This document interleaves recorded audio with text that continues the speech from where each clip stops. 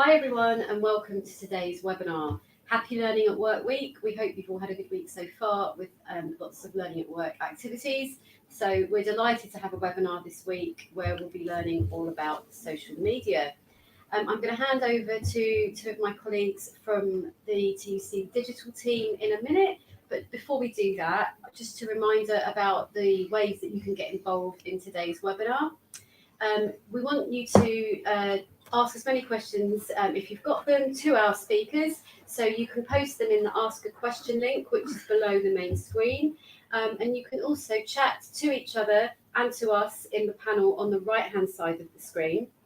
And because we're going to be talking about social media today, and in particular Facebook and Twitter, we thought it would be a nice idea for you to introduce yourselves in the chat using the Twitter, or the old Twitter maximum number of characters, which is 140. We'll be hearing a bit more about character numbers on Twitter later in the webinar. But for now, it might be quite good if you introduced yourself and told us a bit about what you have been doing in Learning at Work Week or Mental Health Awareness Week, which it also is.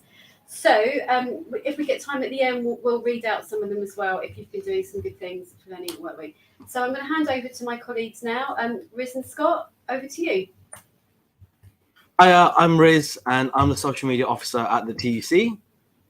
And I'm Scott. I'm a writer and editor at the TUC. And we work in the campaigns and communications department at the TUC. I predominantly work on leading on the digital content for and managing our social media platforms. So this is essentially like working on creating really kind of engaging pieces, campaign pieces, and just making sure that our message gets out to as many people as possible.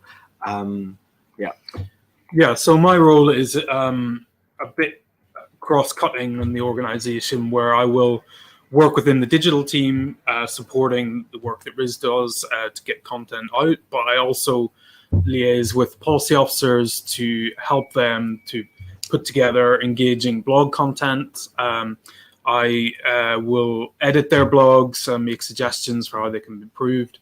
I also write blog content and other social media content as well. So it's really a role that brings me in touch with everybody who really works in the TUC, and I have to be on top of all of the different policy areas to help support their work and communicate it on our channels. Great. So today for the webinar, we're going to be talking, I'm going to be talking a bit about Facebook, and especially going into Facebook groups. And then Scott's going to talk a bit about Twitter and how to use Twitter. And then we're going to have a chance for you to ask any questions. And we'll try as much as we can to get through all of your questions. And if not, we can always find ways that we can answer them later on. So I'm going to start off by talking a bit about Facebook. Facebook is the biggest social media platform at the moment. There are over 2 million people that log into the platform every month. It's the third most visited site in the world, the second being YouTube and the first being Google. So in the UK, social media usage is broken down with Facebook at the top at 79%, followed by Instagram and Twitter between 40 and 50%. On average, people spend between 10 to 12 minutes on the platform each time they visit, and nearly half of its daily users visit the site multiple times a day. And so it's just something to think about when producing content about how quickly people can pass information on social media, and how we, as creating the content, how to get the best out of that short period of time. Also, another interesting thing about Facebook is that 95% of its Facebook visits are on smartphones and tablets. So optimizing content for mobile is really, really important too, especially when it comes to video content. And it's not something that we're going to talk about in this webinar, but I'm hoping in future webinars we can talk a bit more in detail about Facebook videos. So essentially, Facebook has monopolized the social space and even bought the likes of Instagram and WhatsApp. And its efforts are all about making other social platforms redundant so it adopts other features from other platforms. And a good example of this is Snapchat. And Snapchat is basically where you can film a piece of video or a picture and put it up on your timeline for 24 hours, and then it kind of like self-destructs or just disappears. And Facebook kind of took that feature, adopted it, and then splashed it across all of their social media channels, including WhatsApp, Facebook, and Instagram. So before I talk a bit about groups, I just want to point out that there are loads of different features on Facebook, ranging from pages, Facebook Messenger, Facebook Marketplace, videos on watch, local popular places and events, and lots more. And I think it's important to say that I am no fan of Facebook, especially with the recent public scandals, like how they're leaking and selling users' details and data, and how they're manipulating content to gather information on user behavior and spreading of fake news. So there's a question around how far Facebook has gone in addressing some of these issues, and how much of it is about limiting reputational damage. So as much as Facebook can be a really good place to organize, I'm also aware that some people may choose not to be on Facebook. So when we get onto groups, I think it's important to just think about that there are other platforms that you could also organize on, not necessarily Facebook, but today we're going to be talking about Facebook. So how does Facebook work? So the one thing that I would firstly say about Facebook is, and actually I think this goes across all social media platforms and content generation, is that it's always changing. So good practice that was good practice a year ago might not be good practice today. And the one way how Facebook does this is through the use of its algorithms. And the simplest way for me to explain the algorithm is that it's basically a list of recipes that Facebook has set up to rank and optimize content. It's usually based on how trusted the content is and how the audience engages with the content. So, for example, on pages, the way that Facebook ranks and displays content is that there is an inventory for all posts available. There are signals that tell Facebook what kind of post it is, and then this leads to a prediction on how audience will react to this post. And then a final score is assigned to the page. That's their relevancy score. So basically, if a page is sharing low engaging content, is not really getting great kind of feedback on their content from the users, then their relevancy score will be low, and this means that Facebook will show it to less people. And if you're pushing out great content and getting great engagement and reactions from it all the time, then Facebook will optimize that content on your page. So other platforms like Twitter and Instagram also have algorithms. However, Facebook has the most aggressive algorithm, I would say, and because its main goal is for you to stay or keep you as long as it can on Facebook to show you as many ads as possible, algorithm is quite dominant there. So some of you might have heard last year there was a push on social on Facebook to show more community based content. This is community content from friends and family in its feed, and less focus on kind of branded content. Well, last year, organic content on Facebook pages, for example, Facebook would show that content to about 5 to 7% of the followers, and today I think is even lower at 2 to 5%. So today, it doesn't really matter about your followers. Your goal should be about reach.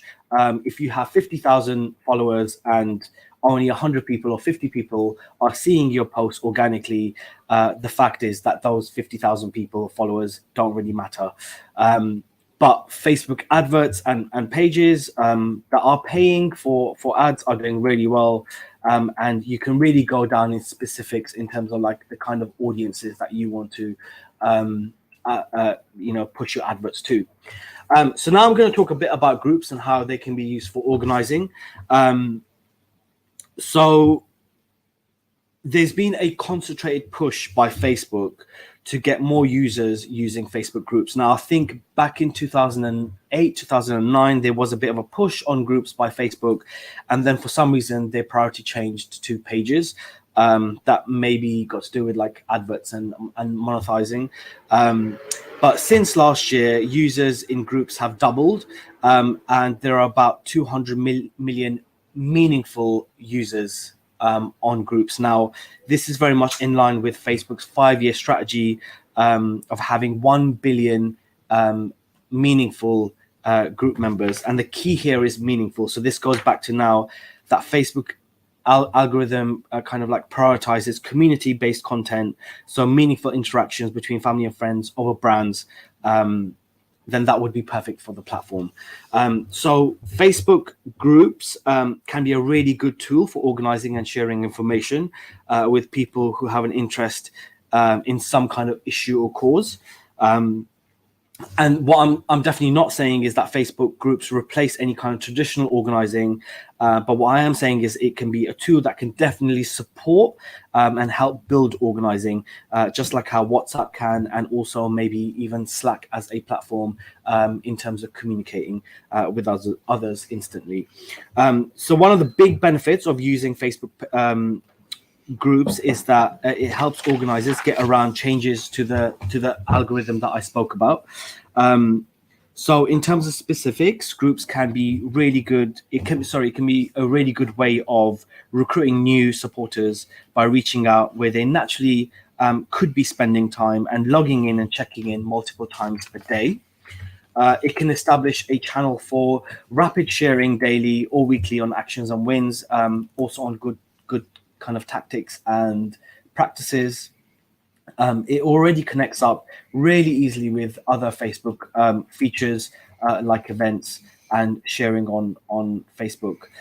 So when setting up a group, what you need to be thinking about is choosing the right level of privacy for your group. So Facebook gives you a few options on how groups can be accessed. So you have the option of setting up a public Facebook group, which can be found in search engines, which basically means that it's easily kind of found and people can join it. But members' posts and accounts are not protected in any kind of way. So if someone posts something in an open group, then it can be shared by others on Facebook itself. There are also closed groups that can be found by search engines, but they hide the group's information. So this is including posts, videos, photos, and events that are shared within the group. However, the members list is still visible to the public. So closed groups are great for member communication and coordination, but are poor for outreach because events and other information can't be shared outside the group. There are also secret groups available, which can't be found by search engines or even searched within Facebook itself. All information is private, including members lists. And this makes secret groups a good choice for groups that need that extra level of security. Facebook groups need consistency in communication and management. So groups require at least one admin or a set of admins. These admins are responsible for updating group info and the page, publishing content, managing the calendar, moderating group content, and welcoming members. And the thing to remember when you have requests by users for your closed group or a secret group is like you need to do a bit of work around like welcoming and vetting as well. So if you're thinking of having a closed group, then it's best to consider some things about who are the kinds of people you want joining the group. For example, think about if you already know them, or if someone, one of the members in the groups already knows them personally. Have they attended a local event or a meeting, and how familiar are they with what you do? Make sure that they are local and that you have some kind of restrictions or some kind of understanding of like what kind of locality or where they're coming from. So it's also good to pin a set of ground rules, or like have a group culture or a code of conduct of how the group will behave towards each other, and it's good to pin that from the beginning as an admin. And most importantly, when you're thinking about any kind of social media platform or any kind of content, I think it's vital for you to think of a clear purpose of why you are creating this. So think about your goal and think about and be clear about the vision and how this platform can help you get to your goal or help as a tool to get to your goal. Think about who are your people as I said before, and how you'll get them onto this platform and have an idea of what kind of content you want to be sharing and what you want other members to be sharing, and make that clear to everyone. So think about also the other thing that you need to think about is journeys. So I'm guessing groups is just one part of something bigger, and then how can the Facebook group and its features help you turn out more people at probably local events, or support someone at work, or whatever you're trying to achieve with your purpose. And finally, think about action. So have clear call to actions on what you want members to do and how you want them to get involved in something. So before I finish, just like 4 really quick key things when thinking about content generally, is repetition. So I think politicians are really good at this, and they just keep repeating their message as clearly as possible and consistently as possible. And the more they talk about it, the more cut through it has with its audience. And this is like a key tactic that they use. I think is something that we can get really good at as well. So the things to remember when thinking about content, or when you're thinking about creating some content for social media, is its urgency and relevancy. Like for example, breaking news or current affairs, and how much that is irrelevant of a topic of what you're campaigning on or what you're focusing on. Think about value-based content. So make sure that you have an understanding of your audience's value base. For us, it's for the TUC, it's all about kind of like the history of the union movement and the struggle and winning for the working class. So I think like whenever we put up content that is around those values, it goes a bit further. Try to be informal. Like if you can be humorous, sometimes it's tricky to be humorous. I don't have a great sense of humor, so it's quite hard for me to make fun, engaging content. But it's good to have a friendly tone. It's good to not be too hectoring. It's good to just kind of be conversational in your tone with people. And then I guess the last thing is action. So think about what you want someone to do, and question. The question is, what do you want them to do online, or what do you want them to do offline? So social media is just the kind of part of the journey of where you want people to get. So that was it from me. Remember that if you have any questions on Facebook or any kind of social media content, please do post it on the question section, and we'll try to get through as much as possible. Now I'm going to hand over to Scott, who's going to talk a bit about Twitter and how Twitter can be used in terms of content and campaigning. Okay, thanks very much, Riz. And at the outset, I'll say that there will be some overlap, I think, in some of the general points and principles that Riz set out there, apply across the board in social media, and certainly apply to Twitter as well. And the other thing I would point out, if there was a key message before starting on the in-depth exploration of what Twitter is, it's to remember that there isn't really a magic formula for doing well on Twitter or on Facebook, especially Facebook with the way the algorithm changes, but the same with Twitter and on other social media. We can learn the general rules and the conventions, and we can think creatively, but ultimately it's not a platform that we control. Somebody else builds it, somebody else decides what works well and what doesn't. So don't get frustrated if it doesn't always work.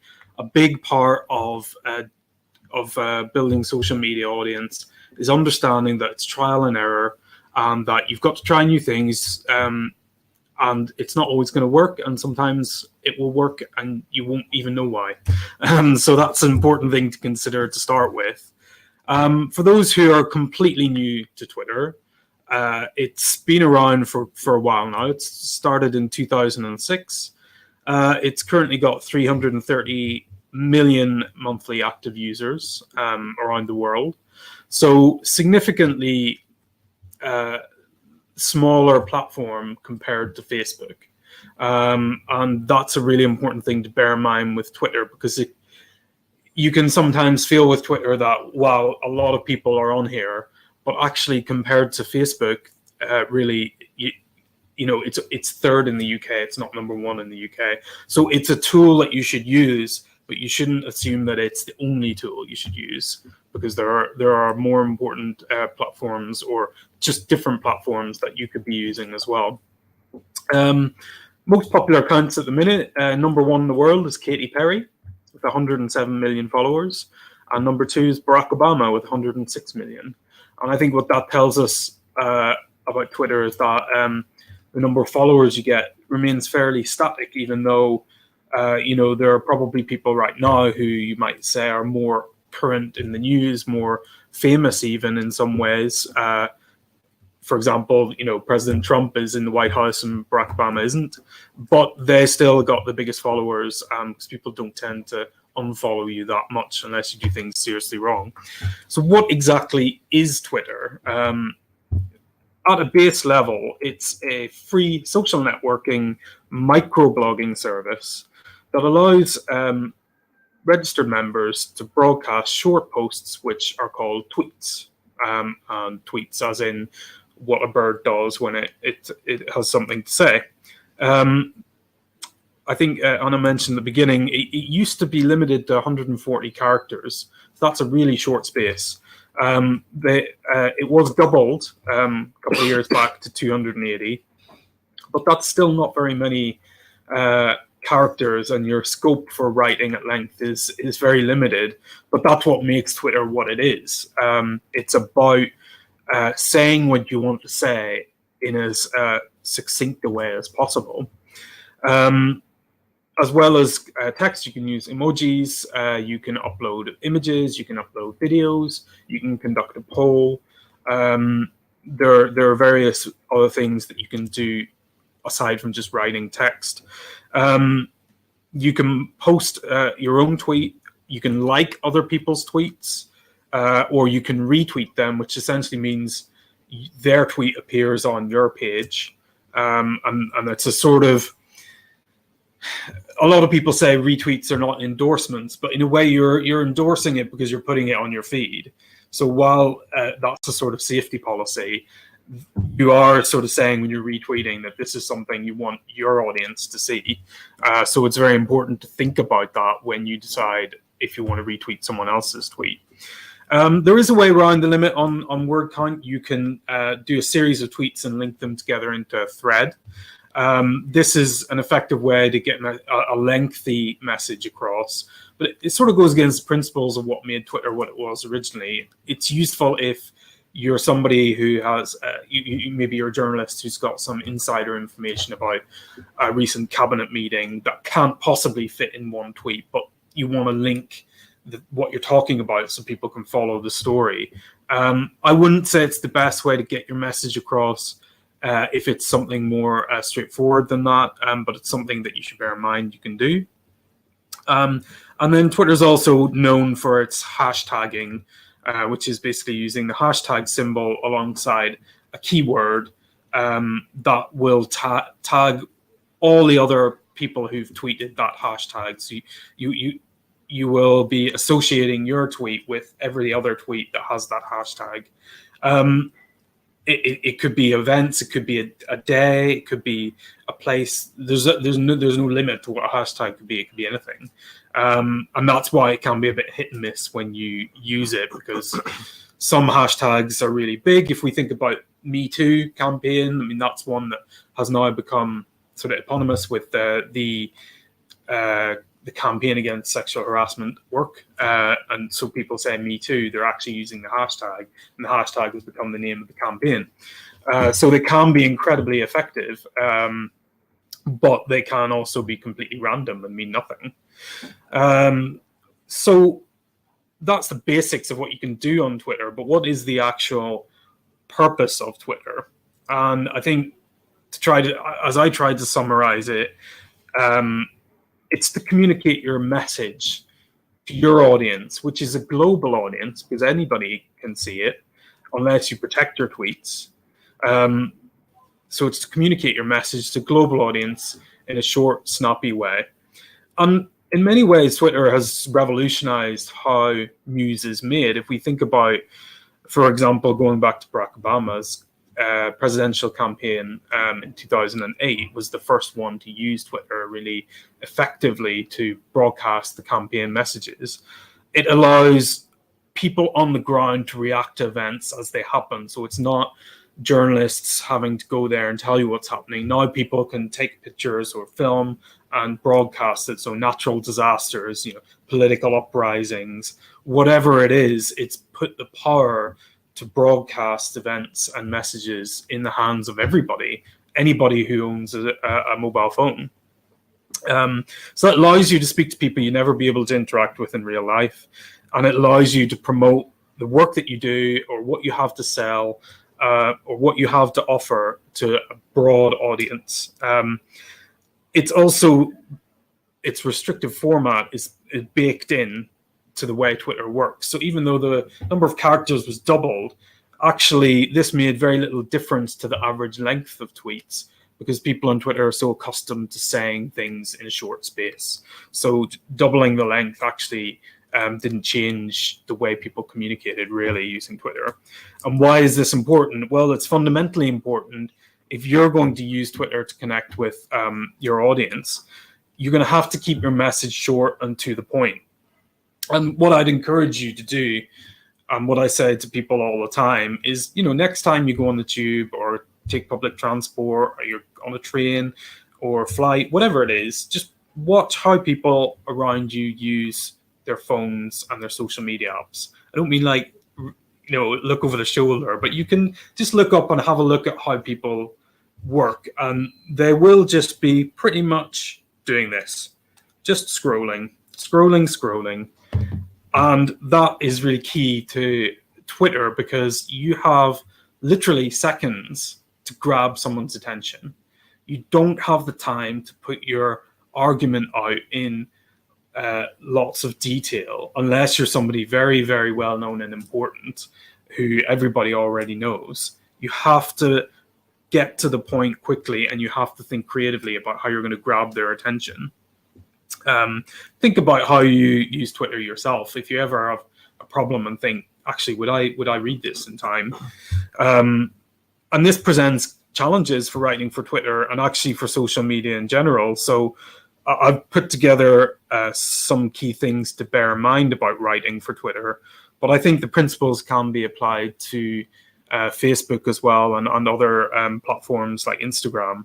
And this is a lot of what I do at the TUC, which is trying to take our policy content, which is really rigorous, really detailed, and really important, and put it in a way that people will be able to understand quickly and see that this is really a key thing that needs to happen. So taking that as a start, it is really important to bear in mind when you're on Twitter that you need to understand what your key message is before you start writing. Think to yourself, why do you want to use Twitter at all for this purpose? Is it actually the right platform to use to communicate what you want to say? Because of the restrictions on Twitter, it may not be. So it's always worth thinking about that. Be creative in the way that you generate content in Twitter. Don't just write down the text. Think about how you can use emojis or images to catch the eye. Think about those people on the train who are scrolling. How are you going to get their attention? There's lots and lots of text on Twitter. If you can think of a way to grab their attention, you're going to get better engagement. You can use list formats. You can list the complex data. You can use videos to tell the story for you. There are so many ways you can do this, but you've got to think about it first. A definite no-no is not to use jargon or insider language, because this is really not going to appeal to people who aren't experts in your field. If your Twitter account is all about speaking to astrophysicists and you only follow astrophysicists and they only follow you, then great. But if you want to appeal to a broad audience, you need to speak in language that anybody can understand. You just imagine that you're speaking to somebody face to face. Would you use that term or that acronym if you were speaking to a stranger face to face? They might not have a clue. So try to think about the language that you use. Really important one. Remember that Twitter is a public platform. Anybody can see what you say. So if you don't want if you wouldn't want what you say to be published in the front page of a newspaper, don't tweet it either. And failing to follow this rule has got lots and lots of people in trouble, and we always hear about the latest thing that somebody said on Twitter, and that's because they've forgotten that once it's up there, yes, it can be deleted, but if you've got enough followers, someone's going to see it, and it's going to come back to you, and it can be there for a very long time. And what a lot of people have fallen foul of is Twitter's been around for 13 years now. Like I said, if you've been on it for 10, 12 years, you may have said something a long time ago that you've completely forgotten about, but if you get to a position of prominence, somebody may find that tweet and use it against you. So it's really important to think about the fact that this is a public platform that anybody can see. I think what Riz said about consistency in messaging is absolutely true for Twitter as well as Facebook. You know, you're building an audience. That audience expects a certain type of content, tone, style from you. So it's going to jar a little bit if suddenly you start using slang when before you were using formal English, for example, or suddenly all of your posts are videos when before you were doing more texts. And I think you can repeat your tweets. You can use your content again. You don't have to think, well, I've used this really good bit of content once, that's it now. Because you may use that in the morning, but people on Twitter in the evening won't have seen it. But what you should try to avoid to do is don't make your tweets repetitive. So don't, for example, just tweet articles with the title of the article every single day, 5 times, 10 times a day, because ultimately your audience is not going to be very interested in that. That's going to get boring really quickly. So what then makes a good tweet? Again, there's no hard and fast rule for these things, but I think, in my opinion, a good tweet is short, and this should be obvious, but sometimes it isn't. Short, not just in terms of character length, but in terms of the language that you use and the way you spell out what you're trying to say. Following on from that, it should be clear. You should be able to understand what the issue is about in that single tweet. Authenticity is the key currency of our digital age. So the best performing Twitter accounts are the ones where you know that that person is speaking authentically. And you could use many examples for this, but somebody like President Trump is a great example. He speaks authentically on Twitter, and he gets his audience know what to expect from him because of that. But there are many people who do this, and that's why Twitter can be a really good platform for individuals to put forward their voice. Timing, a well-timed tweet is really key. If it's kind of by default a reactive platform anyway, so you've got to try to get your content out there to react if you want to do that. It's got to contain new or at least interesting information if people are going to engage with it. For that reason, it's generally a good rule to have a good, powerful image or something that is going to catch the eye, as I said earlier. A good tweet will speak to your values, if like the TUC, you're a values organization, or how you want to present yourself as an individual, the work that you're doing or that your organization is doing, or how you want your organization to be perceived. But a good tweet also gives your audience what they want, and this comes back to consistency. You know, your people are following your feed for a reason because they're interested in you or what you're doing. So if you're suddenly starting to talk about global warming when you've been talking about workers' rights all the time, that's going to be a bit jarring for your audience. They won't be expecting that. So think carefully before you would do something like that and sort of move out of the space you've been in.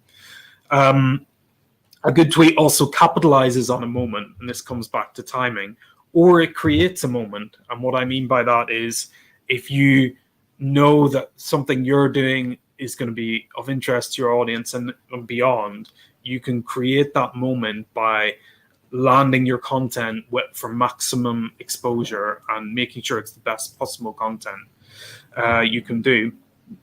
And then, finally on this, a good tweet has a clear purpose, a good understanding of what its audience and what it wants to say. So For small organizations, community groups, how can you use Twitter? I think, first of all, I would say that there may be better platforms out there than Twitter for organizing. I think Facebook and Facebook groups is a really good example of that. What Twitter does give you is it gives you that public platform. Like I said before, it allows everybody to see what you're doing. It gives you that authentic voice. It gives you access to influencers, politicians, journalists, other people who may be prominent in your field of work. It can make your campaign look bigger than it is, because a social media buzz on Twitter looks like a big thing, even though actually there may not be that many people behind that buzz. It doesn't discriminate in the way that the viral tweets work. Anybody can write a viral tweet. You know, it could be Katy Perry or it could be somebody with one follower. If the tweet hits the right spot, it will go viral. So it doesn't. It's a level playing field in that sense. It also helps you link up with other groups who are doing the same thing as you, which can be really helpful in our age. You know, in the past that wasn't possible very easily. You would have to call or email, but now you can link up together. And finally, it's cheap. I mean, it's not like Facebook. There are ads on Twitter, but really, you know, what you can do all you need to do without spending any money on Twitter. And then finally, just to wrap up, a few things to be aware of with Twitter. First of all, it's not the real world. I think that most people, when they think of Twitter now, the two words that may come to mind are echo chamber. And that's natural because you tend to follow people who are doing similar things to you or in the same space as you. And then you do get a sort of confirmation bias going on in terms of the content you're seeing. So just remember that that's not necessarily representative of where your supporters are. It's probably not where they are in many sense, but it's where the influencers, the politicians, and those type of people definitely will be. Remember, it's really hard to build an audience on Twitter. It takes a lot of time and effort, so you've got to be patient, and you've got to have a clear idea of what you want from that. It's probably damaged the tone of political debate in this country. Twitter has become synonymous with abuse, toxic language, all sorts of things, because people feel they can hide behind Twitter and say whatever they want. So don't be one of those people, and be sensitive to the language for that reason, how you want to be perceived on Twitter. Going back to that idea of you don't want things to be held against you. And also just be aware of when your audience is active, because people are on Twitter at different times. It tends to be something that people go on when they're passing the time, or they've got a spare moment, or they're waiting for somebody, or they're commuting to work. Those are the times when lots of people are on Twitter. It's not when they're in the middle of the workday at a meeting. That's not when people are engaging on Twitter. So that's just the basics. I think that covers most of the basics of Twitter. I think we can probably move on to the Q&A now. We can. We've had lots of questions come in. It's great to see. It's been great to see the ways that you're sharing the ways you've been using Facebook and Twitter within your union role in the chat panel. And this is really helpful for us because we're always keen to know how union reps and union branches use social media. But also, we can also see the range of comments coming in about the webinar, and we will look also to put on a webinar at a more introductory level as well. But it's great that so many people are learning things from today as we've been going on. So we're getting lots of questions. So first one is from Joanna. Joanna asks, how important is frequency of posting?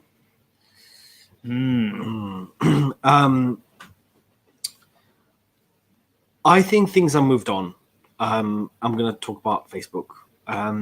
I think when a few years ago, there was this kind of push by Facebook to make sure that you're posting regularly and frequently. And so, I would make sure that I would be posting in the morning, in the afternoon, in the evening on pages as a way of like building audiences, and that really worked. I think it's really moved on from that to more of like relevancy of what you're posting, and your kind of like post, I think it kind of comes back to what Scott was saying, authenticity.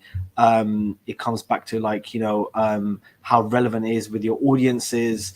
So I would say if you have, because at the TC we're not posting regularly on Facebook. I mean, we might do once a day, which it might seem like it's regular for the kind of activities that you're doing. But I would definitely say concentrate more on what your audience wants, concentrate more on rich formats of content. So if there's a video, if there's an image, concentrate on things that could be more about keeping the user in Facebook rather than linking to something, because Facebook really likes that, and then it shows it to lots of people because essentially they just want people to stay on Facebook. So it's very, very important, I think, more than anything, is to make sure that your quality of your content is at a high standard rather than frequency. Yeah, I think actually it can be harmful to over posting. Can be quite harmful on any of your platforms. Yeah.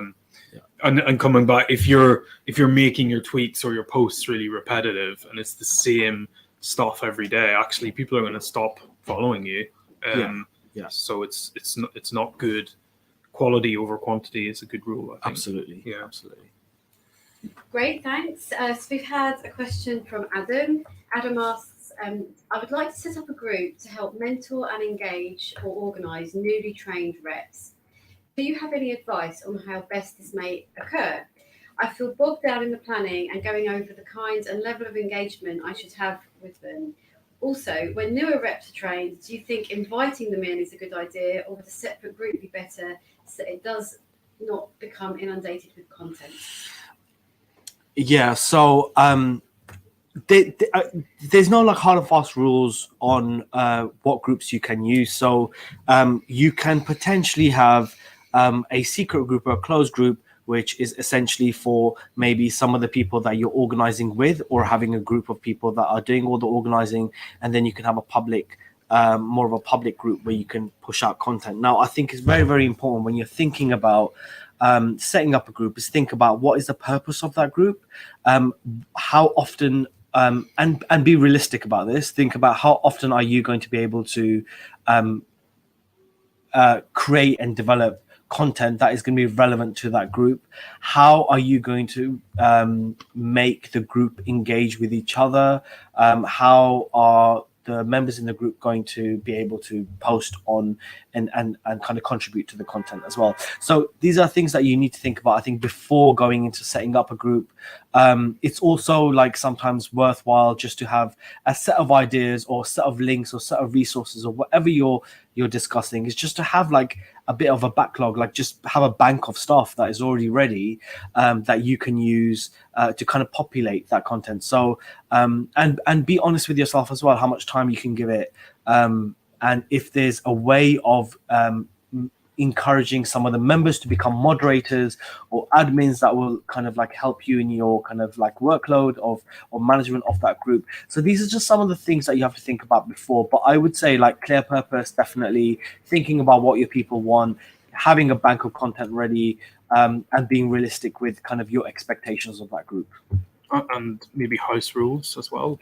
Absolutely. So like as I said before in my in my kind of like presentation, it's very, very important to think about like the kind of culture that you want to kind of encourage in the group, any kind of code of conduct or like just kind of ground rules. And what you should do is that should be the first thing that you put up on and pin it to your kind of post. And there is a way of if you are asking people to join, they could basically read your ground rules and then select if they want to join or not.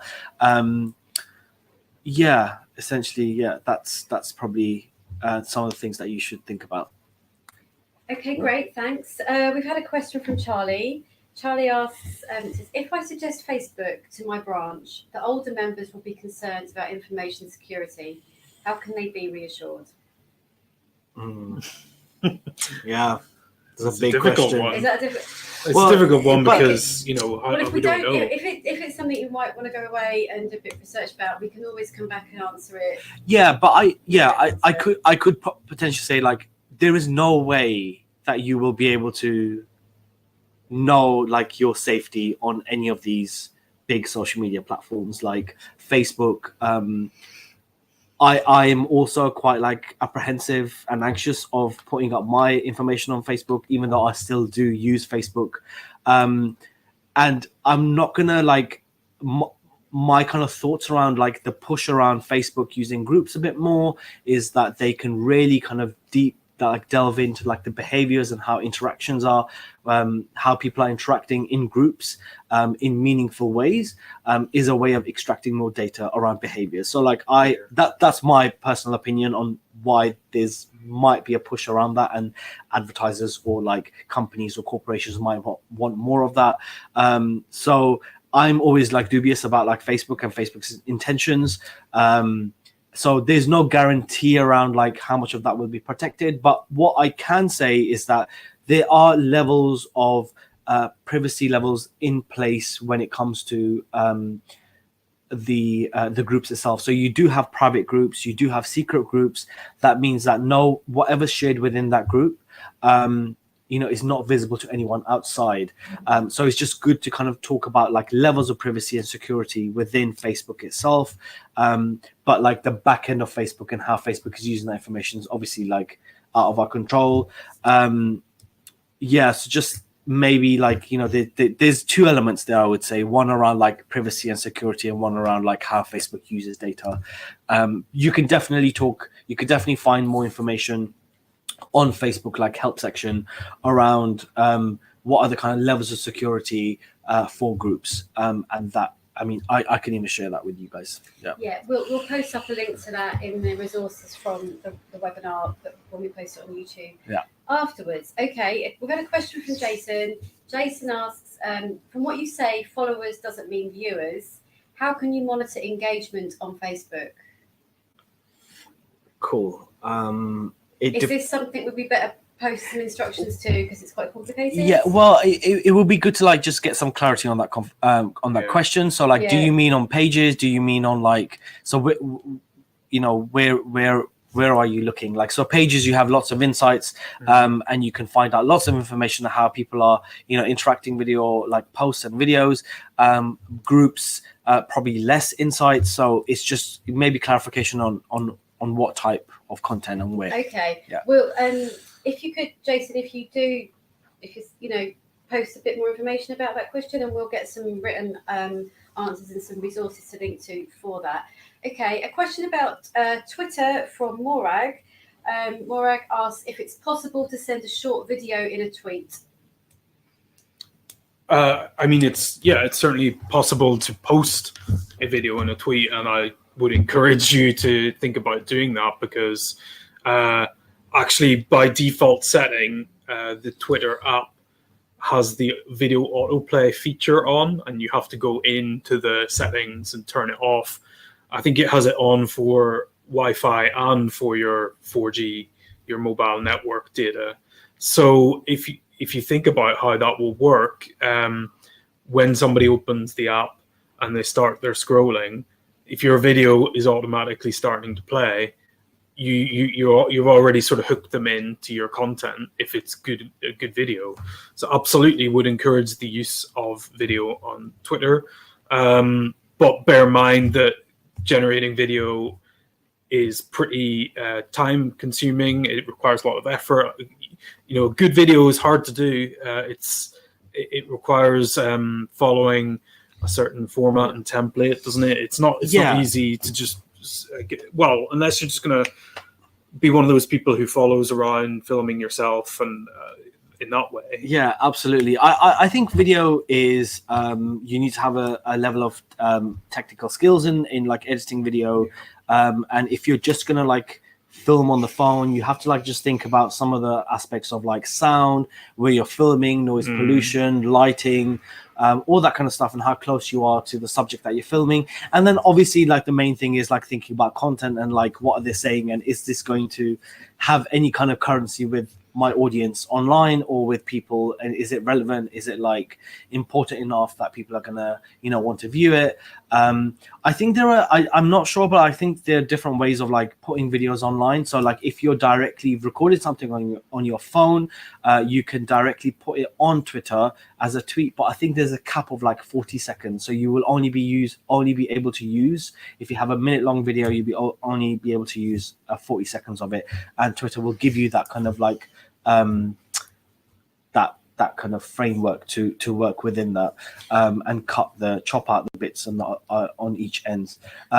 There are other ways of doing it, like uploading video onto your computer and then like logging into Twitter and then going into the back end, which is there's a media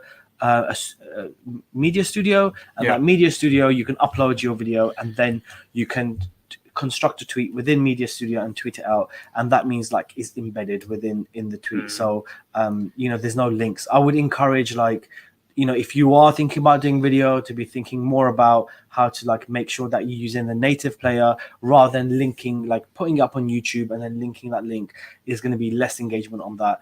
If people are just, as Scott said, seeing something already in their timelines, auto-playing, they're more likely to kind of like stop and take that tweet in. And actually, this leads us to a kind of important point, which is that both Twitter and Facebook, the mobile app interface and the desktop interface is wildly different. So you may find yourself feeling a bit confused when you're going to generate some content and suddenly a lot of it's kind of pushing you towards mobile really these days, and it's worth thinking of that, the fact that for all these platforms mobile is the key use, but not just in the way people consume the content, but also in how the content is generated. I mean, like we're like a group of 4 always thinking about kind of content, and we really struggle with video content as well. Like it's really hard to kind of produce it. So I mean, my kind of like advice or suggestion would be like, if there are other ways of communicating what you want to communicate without video, you should do that first, and then video is like kind of last kind of touch out the messages. However, like video is really important as well. Like people are really engaging with video, and organizations are really putting it at the forefront of their kind of like priorities on social. And it comes back to testing and trial and error. So if you're really thinking you want to do a video, why not try some other things first, test the messaging, see how it goes, and then if actually this is working really well for us, let's do a video. Absolutely. It's a good approach to take. And okay, we're getting lots of questions about things like GDPR and other tools for social media, but I'm thinking we're rapidly running out of time, so it might be more helpful if we post links to those after the webinar, because they're quite lengthy, in-depth answers. So just before we wrap up, just to any final words from Scott or Riz?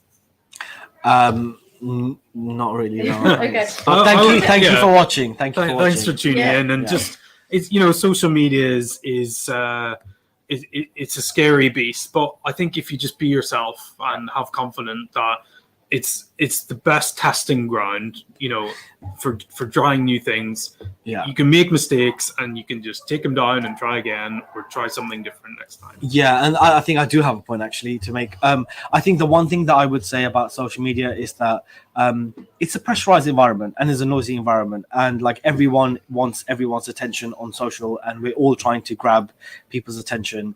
But a lot of kind of one of the failings of like organizations especially is that they think they need to be on all platforms. And I think this is going back to Scott's previous point, that actually you really need to think about where your audience and where your people are, where your message is going to have the best, where you're going to be able to communicate most effectively your message. So think you don't have to be in all social media platforms, and you don't have to create content for all of them. But if you can just be in one place, which maximizes your kind of like, return on your time, on organizing or communicating to your followers or your groups or sharing stuff, then that's the place you should be, and that's what you should be concentrating on, not thinking that I need to be on Twitter, Instagram, Snapchat, Pinterest, and all the others. Okay, well, thanks very much, Riz and Scott, for that. As I said, we've not been able to get to all of the questions, so we will post some answers to them in the chat and in the question panel after we've come off air. But thanks for tuning in. It just leaves me to remind you about our next webinar. As I said at the beginning, as well as Learning at Work Week, it's Mental Health Awareness Week, and our next webinar is about mental health. The details of when it is will be on the screen shortly. So do register for that and tune in. It's on June the 5th, I believe. June the 12th. Sorry, my mistake. It's June the 12th. Details are on the screen. So do please tune in, and we'll see you again. Thanks. Thank you. Bye. Bye.